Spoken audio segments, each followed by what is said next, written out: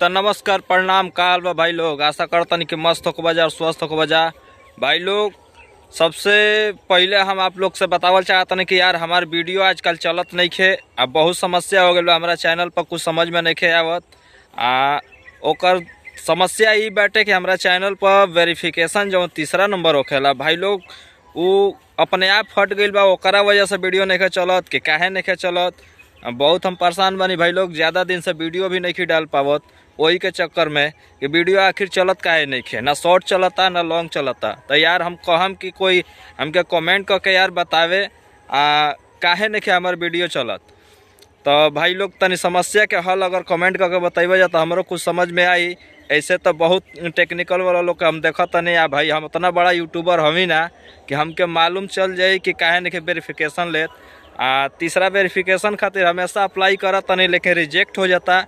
का पता ही अब ये चैनल हमार भोजपुरिया स्टोरी वाला का डिलीट हो जाए कि का होई, कुछ समझ में नहीं आवत यार। तो तनी बताई जा।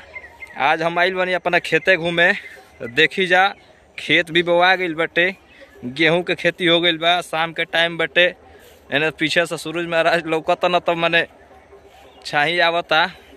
साफ वीडियो भी नहीं बन पावत।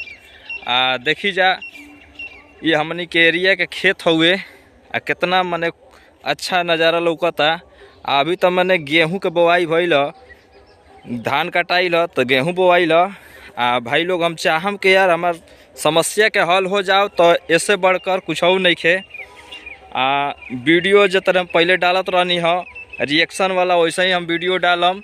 ये तरह तो अभी मैंने हम अपन वीडियो बनैनी है भाई लोग कि थोड़ा समस्या के हल पूछल जाओ। कोई तो भाई बताई कमेंट करके, एक दूजा ना बाना जाओ। वो पुराना यूट्यूबर हम जा चैनल चलावे न जा, हमारा जान पहचान में जे बाटे उससे भी देखनी है। तो वो भाई हार गई ना जा देख के कि आखिर का बात बाटे कि चैनल चलत नहीं खे। पहले बहुत अच्छा चलत रहा, 2000 3000 10 हज़ार ले व्यूज चल जात रहा। अब खाली 2 4 गो 5 गो व्यूज चलता भाई लोग। तो हम चाहम कि हमार समस्या का हल होखे। ऐसे कंटेंट तो भाई बनैले हमके ढेर दिन हो गई, मने नहीं लागत जब वीडियो चलत नहीं खे। तो भाई लोग तनी सपोर्ट करी जा और सहयोग करी जा। हमारा चैनल पर जे भी अगर नया जे देखत होई हमारा चैनल का सब्सक्राइब कर लेम जा। 680 गो सब्सक्राइबर ना जा, सब्सक्राइबरों घट गई ना जा भाई लोग। तो धीरे धीरे सब खराब होकर जाता है, डैमेज होकर जाता है हमारा चैनल। तो भाई लोग हम चाहें कि तनी सपोर्ट करी जा, इतने हमारा से आप लोग से विनती बटे।